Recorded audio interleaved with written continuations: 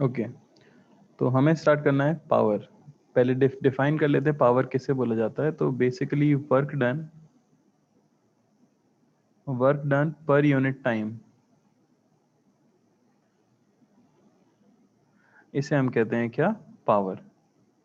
किसी भी सिचुएशन में अगर आपको कोई भी क्वेश्चन दिया गया है और किसी ऑब्जेक्ट के ऊपर अगर कोई भी फोर्स लग रहा है,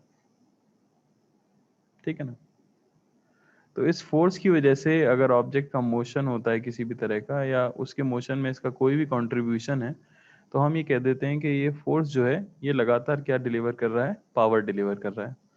तो अगर हम सबसे पहले एवरेज पावर की बात करें, average power, average power obviously एक इंटरवल में डिफाइंड होगी। तो एवरेज पावर को हम डिफाइन कर देते हैं work done by the force upon time taken. ठीक है ना, सिंपल सा है। आपको किसी भी फोर्स का वर्क डन निकाल लेना होगा अपॉन कितने टाइम के लिए उसने वर्क किया है, उससे हमें क्या मिल जाएगी, एवरेज पावर मिल जाएगी। तो इसकी यूनिट आप देख सकते हो, जूल पर सेकंड हमें मिलेगी, या इसे हम कहते हैं वॉट। ठीक है ना, डब्ल्यू। एक और यूनिट भी रहती है इसकी, हॉर्स पावर। बहुत ज़्यादा यूज़ नहीं होती है, कभी कभार यूज़ होती है। तो 1 हॉर्स पावर या 1 HP, आप याद रख सकते हो 746 वॉट के इक्वल होता है। ठीक है ना, पर ऐसा यूनिट की अगर मैं बात करूं तो क्या हो जाएगी, वॉट हो जाएगी। चलो, ये हो गई हमारी क्या, एवरेज पावर। इसी तरह से हम डिफाइन करते हैं क्या, इंस्टेंटेनियस पावर। इंस्टेंटेनियस पावर यानी कोई फोर्स जो कि एक्ट कर रहा है किसी ऑब्जेक्ट के ऊपर, वो किसी पर्टिकुलर इंस्टेंट पे कितनी पावर डिलीवर कर रहा है, उसे आप कह दोगे इंस्टेंटेनियस पावर। और फॉर्मूला हमें मिल जाता है क्या, dw/dt। मैंने इंटरवल को हद से ज़्यादा छोटा कर दिया, तो basically work done by time क्या हो जाता है, dw/dt। ठीक है ना, ये फॉर्मूला याद रखना है आपको। अब जैसे कि हमें पता है कि वर्क को डिफाइन किया गया है F.S। ठीक है ना, ये हम बताते हैं किसी भी फोर्स का वर्क डन। तो अगर उससे मैं यहाँ पुट कर दूं तो हमें मिलेगा d/dt ऑफ F.S। इसे हम कहते हैं क्या, पावर। अगर फोर्स कांस्टेंट है, अगर फोर्स कांस्टेंट है मैग्नीट्यूड में भी और डायरेक्शन में भी,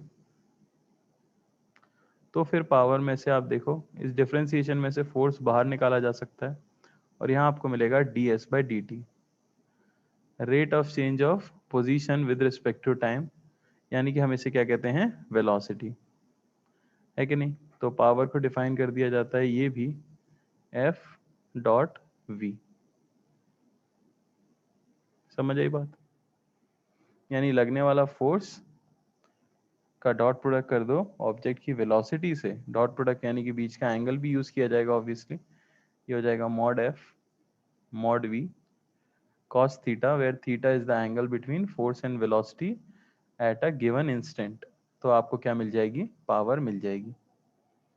तो यहाँ से एक चीज आप कह सकते हो कि इफ थीटा इज 90 डिग्री, यानी कि फोर्स जो है वो परपेंडिकुलर है वेलोसिटी के, तो पावर डिलीवर्ड जो आएगी वो कितनी आ जाएगी, 0। यानी वो फोर्स कोई भी वर्क डन नहीं कर सकता अगर फोर्स और वेलोसिटी एक दूसरे से क्या है, परपेंडिकुलर है। तो कोई डाउट किसी को, कोई समस्या?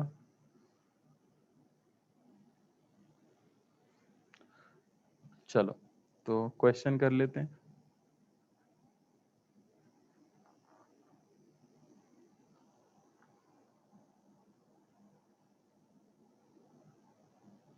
ओके, तो a train moves at a constant speed of 40 meter per second on a road providing resistive force of 3 into 10 to the power 4 Newton. Find the power of engine, find the power of engine. ठीक है ना, try करो।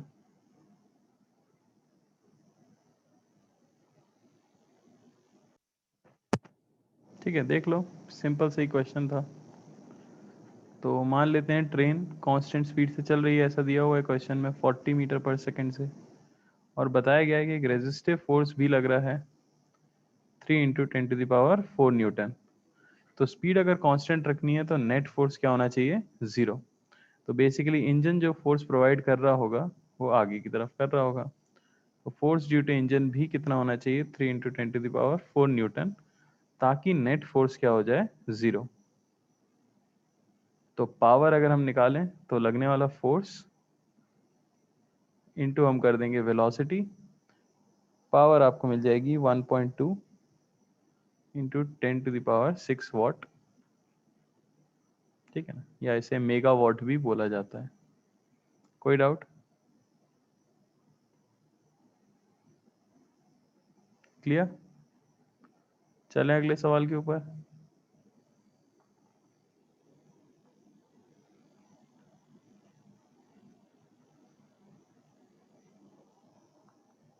ठीक है, तो a car of mass 2 into 10⁵ kg has a constant speed of 20 meter per second up the hill of inclination theta equal to sine inverse 1/50. Okay, with horizontal.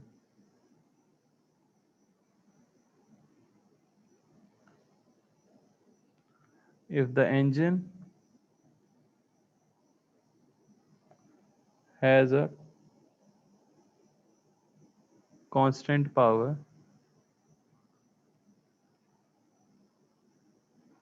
of 8 into 10⁵ watt,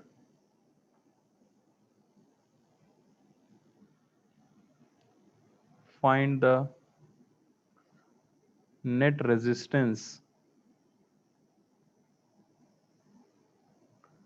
acting on the car.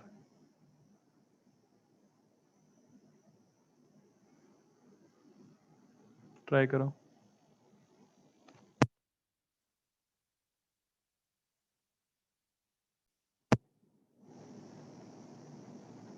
चलो देखो, एकदम identical question है। Speed क्या है, constant है। Speed क्योंकि constant है तो नेट फोर्स क्या होना चाहिए, 0। यानी कि फोर्स बाय इंजन ये इक्वल होना चाहिए रेजिस्टिव फोर्स के। मैं मान लेता हूं कि ये इक्वल है एफ के। तो एफ डॉट वी आपको इंजन की पावर दी गई है। ठीक है ना, इंजन की पावर हमें कितनी दी गई है, 8 इंटू 10⁵ फोर्स हमें निकालना है, वेलोसिटी कांस्टेंट 20 है, ये होना चाहिए 8 इंटू 10⁵, और आपको फोर्स की वैल्यू मिल जाएगी 4 इंटू 10⁴ न्यूटन। क्लियर?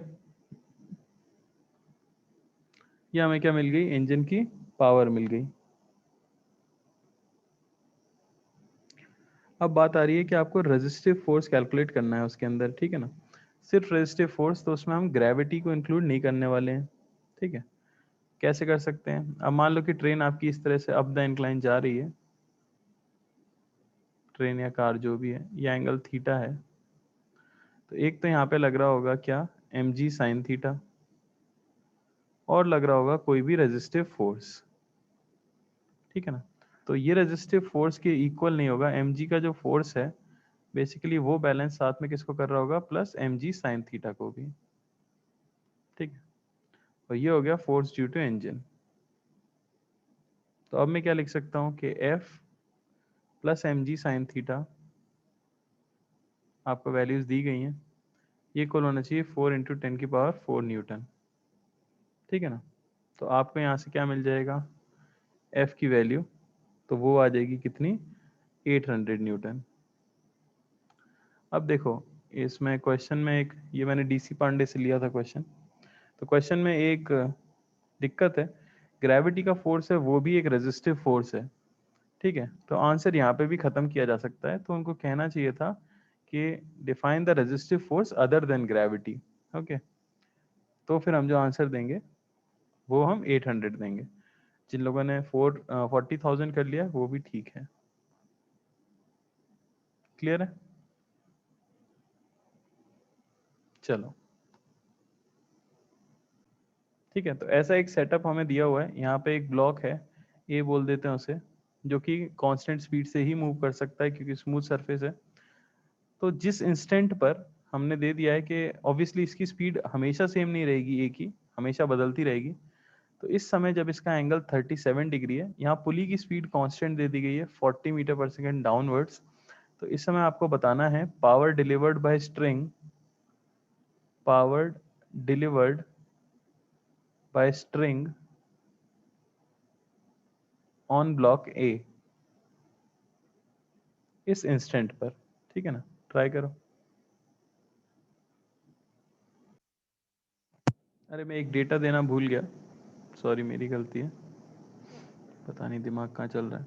ठीक है, तो इस टेंशन इन द स्ट्रिंग आपको दिया गया है यहाँ पे 100 न्यूटन। ठीक है ना, टेंशन इन द स्ट्रिंग भी दिया गया है 100 न्यूटन।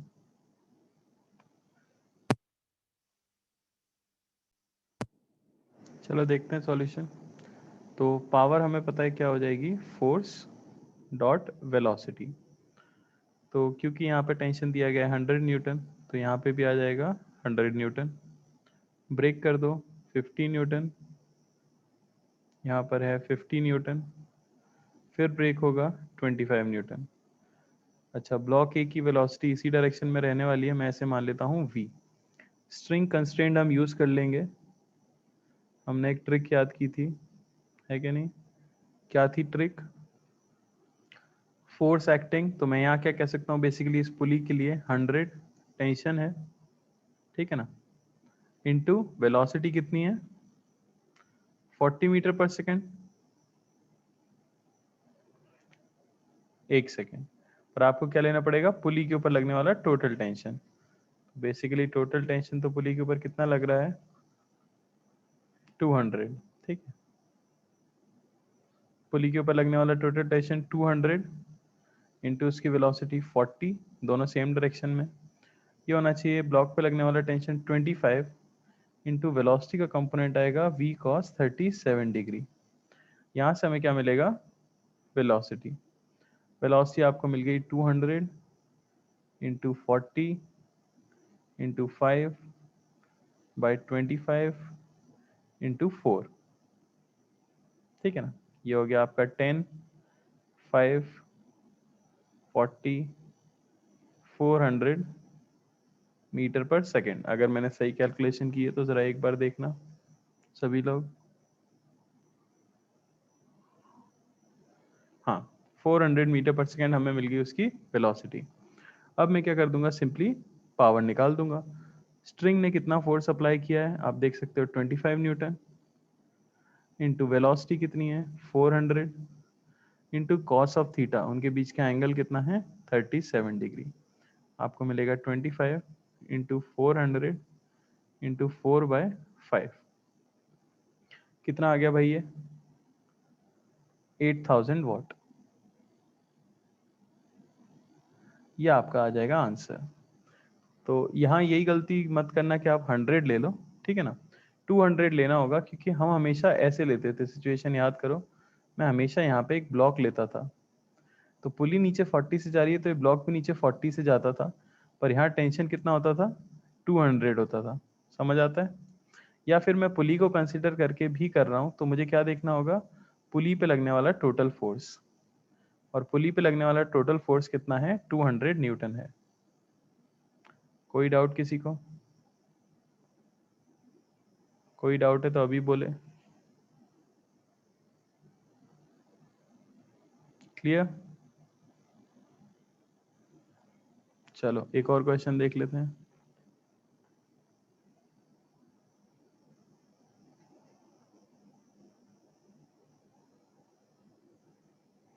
ठीक है, तो यहाँ हमारे पास एक वाटर टैंक है, ठीक है ना, और हम एक पाइप यूज कर रहे हैं उसे फिल करने के लिए।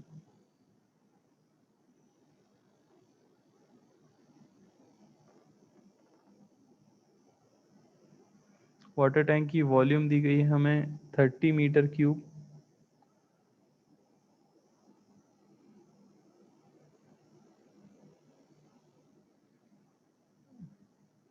और यहाँ पे हमारा वाटर सोर्स है।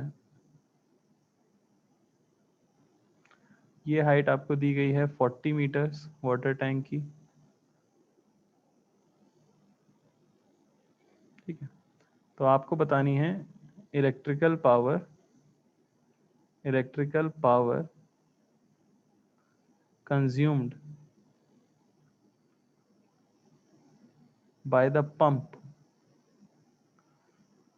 to fill the tank in 15 minutes with 30% efficiency। 30% efficiency का मतलब ये हुआ कि जितना भी वर्क वो करेगा पंप, उसका 30% ही सिर्फ टैंक फिल करने के काम आने वाला है। बात समझ आई? ट्राई करो।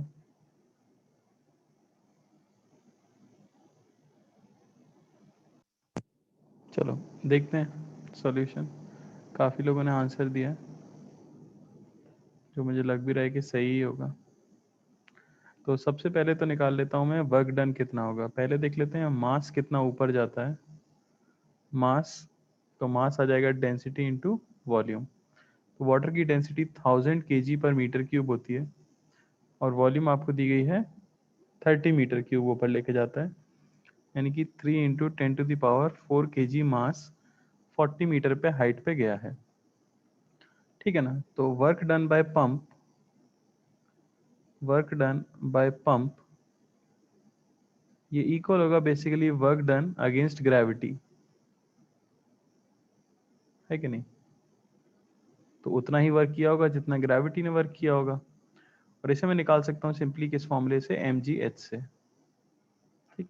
तो मास आपको पता है 3 इंटू 10⁴, जी आपको पता है 10, और हाइट है आपकी 40 मीटर। तो ये आ जाएगा हमारे पास 12 इंटू 10⁶ जूल।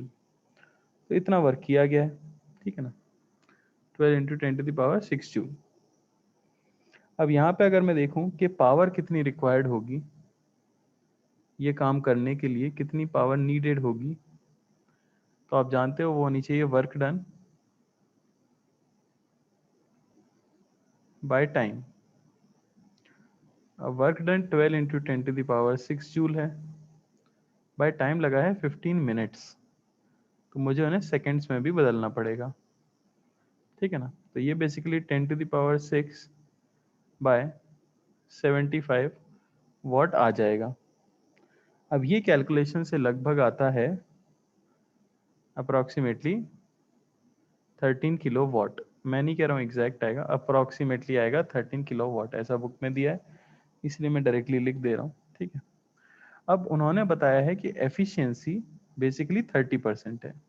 एफिशिएंसी 30% होने का मतलब ये हुआ कि जितना भी वर्क मोटर करती है उसका 30% ही सिर्फ काम आता है हमारे, तो उसकी एक्चुअल पावर क्या रही होगी, ठीक है। तो आप ऐसा समझ सकते हो कि बेसिकली कितना वर्क उसने किया है, मान लेते हैं उसका वर्क डन W है, अपॉन वर्क डन बाहर हमें मिल कितना रहा है 13 किलो वाट, और इंटू 100। इसे अगर आप पुट कर दो 30% एफिशिएंसी है, अगर हम सॉल्व करते हैं तो वर्क डन हमें लगभग मिल जाना चाहिए 43.5 किलो वाट, इसके आसपास आएगा, ठीक है ना। बुक में जी की वैल्यू 9.8 ली गई थी, उसके हिसाब से ये आंसर है, पर आप 10 के हिसाब से करो तो इसके आसपास ही कुछ आना चाहिए, 44 के करीब कुछ आ जाएगा आंसर। मेथड क्लियर है क्या सबको? मेथड क्लियर है सबको?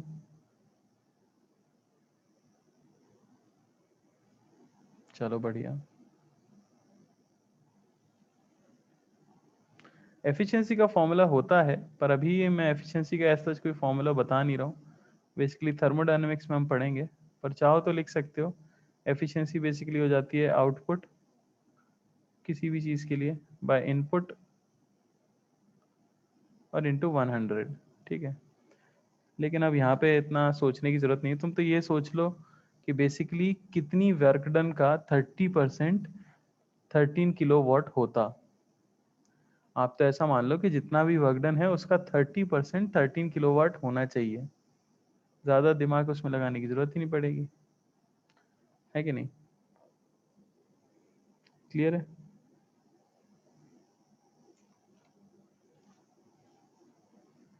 चलो और देख लेते हैं।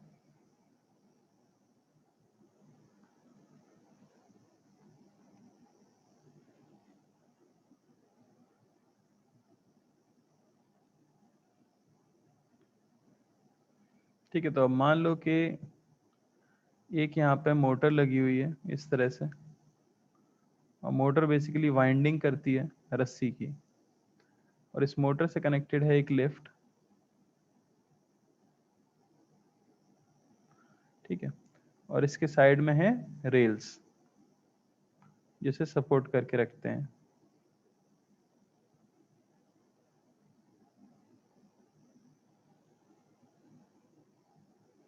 ठीक है,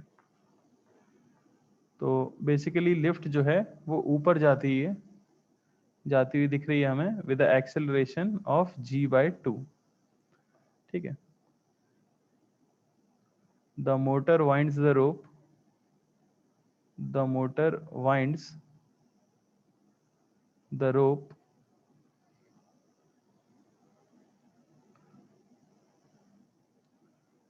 for the lift to move up। Okay, तो पहली चीज आपको बतानी है, find power of the motor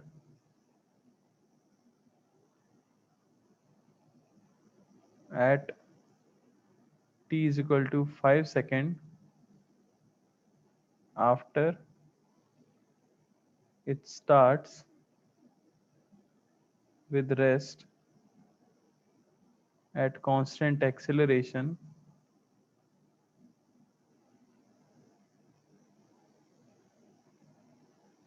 of g/2 up। ठीक है ना?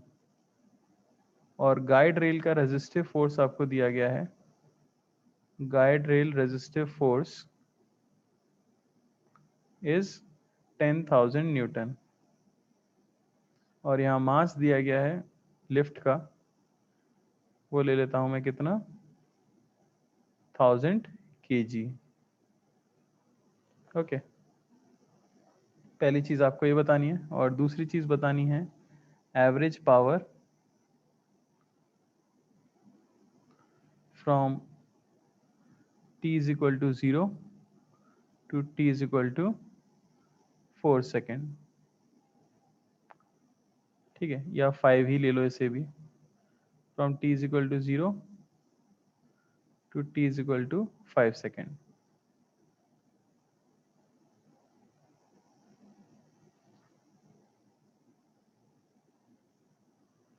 ट्राई करो सभी लोग। चलो देखो कैसे सॉल्व करेंगे। पहला पार्ट है इंस्टेंटेनियस पावर बतानी है t is equal to 5 second पे।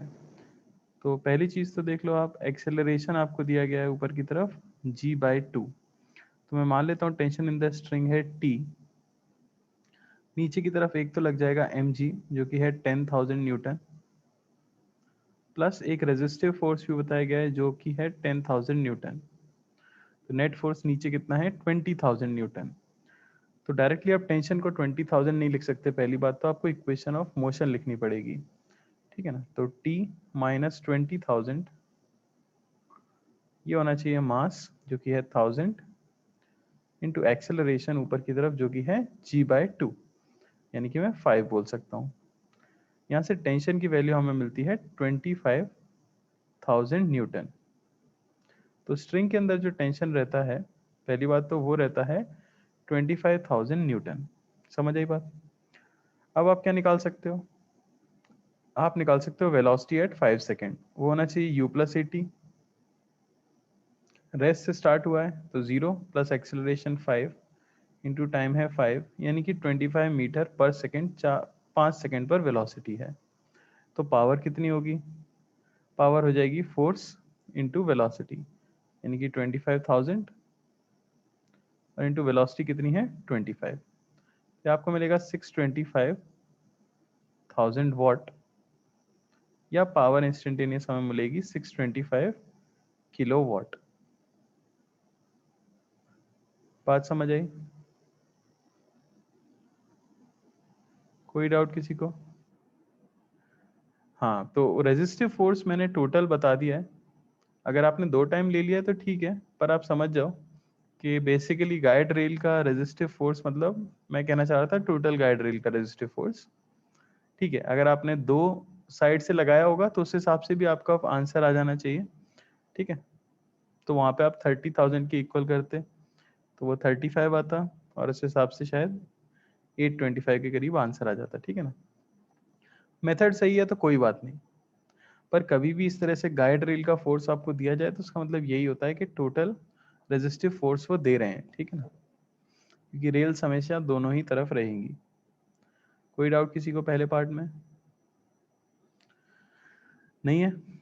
चलो सेकंड पार्ट देख लेते हैं। सेकंड पार्ट में बोला गया है एवरेज पावर। तो पावर एवरेज के लिए हम क्या करते हैं? Work done upon time. तो 5 सेकंड में वर्क डन क्या होगा? तो वो हो जाएगा फोर्स, तो हमारी केबल लगा रही है 25,000 न्यूटन, इंटू डिस्प्लेसमेंट में लगा सकता हूँ half a T square. Half a है 5 और टाइम है 5 सेकेंड का होल स्क्वायर अपॉन 5। क्लियर है कि नहीं? ये आपको कितना मिल जाएगा? ये आपको मिल जाएगा 5,000 प्लस 125/2। ठीक है ना? कुछ इस तरह की सिचुएशन आ जाएगी, ये आपको मिल जाएगी पावर। समझ आती है बात? यानी 5,062.5 वॉट। सही किया है क्या मैंने? पावर में आपको सिर्फ उसका वर्क डन लिखना था, क्योंकि टेंशन हम निकाल चुके हैं पहले ही, स्ट्रिंग का 25,000 न्यूटन है। 5 सेकेंड का डिस्प्लेसमेंट होना चाहिए था हाफ ए टी स्क्वायर, है ना? तो टोटल मैंने वर्क डन लिख दिया, अपॉन मैंने क्या कर दिया? टाइम, जो कि लगा है कितना? 5 सेकेंड। कोई डाउट किसी को? अरे बोलो भाई। क्लियर? ये मल्टीप्लिकेशन में है, ऐड कर दिया मैंने। वही मैं भी सोच रहा था इतना कम क्यों आ रहा है। ठीक है, तो हमें क्या करना है? उसे मल्टीप्लाई करना है। तो वो आपको मिल गया 5,000 इंटू 62.5 वॉट। ये एवरेज पावर आ जाएगी। ठीक है ना?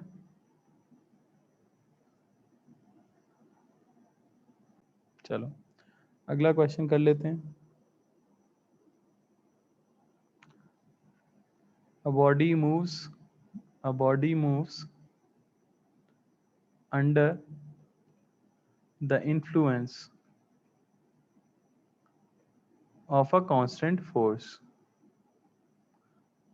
sorry, influence of a constant power.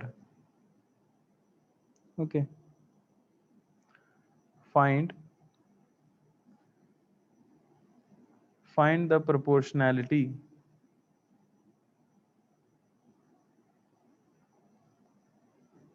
of its displacement with time. तो टाइम के साथ उसके डिस्प्लेसमेंट का क्या रिलेशन होगा? ये ऑप्शन है T to the power half के प्रोपोर्शनल होगा, बी ऑप्शन है टी के प्रोपोर्शनल होगा, सी ऑप्शन है टी टू द पावर 3/2 के प्रोपोर्शनल होगा, या डी ऑप्शन है टी स्क्वायर के प्रोपोर्शनल होगा। ट्राई करो। चलो देखो, तो कोई फोर्स जो भी लग रहा है उसने एक कांस्टेंट पावर प्रोवाइड की है। वर्क एनर्जी थ्योरम से हमें पता है कि जो भी चेंज इन काइनेटिक एनर्जी आएगा वो बेसिकली वर्क डन की इक्वल होगा। वर्क डन को मैं लिख सकता हूँ पावर इनटू टाइम,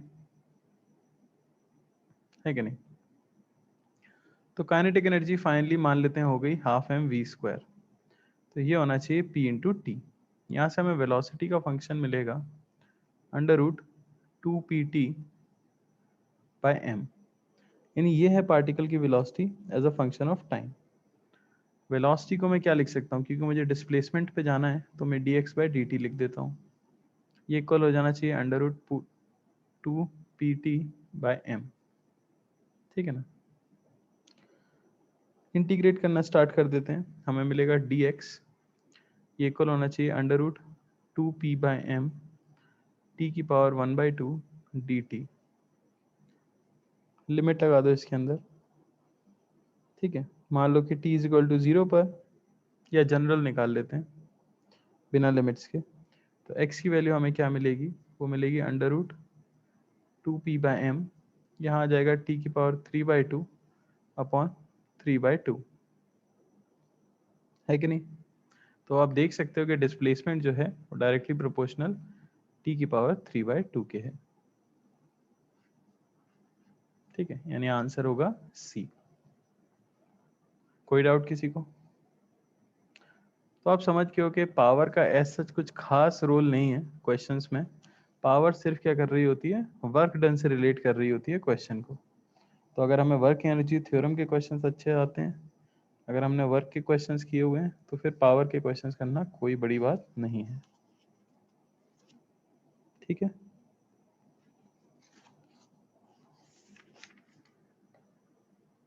ठीक है, तो यहाँ एंड हो जाता है हमारा क्या, वर्क पावर एनर्जी।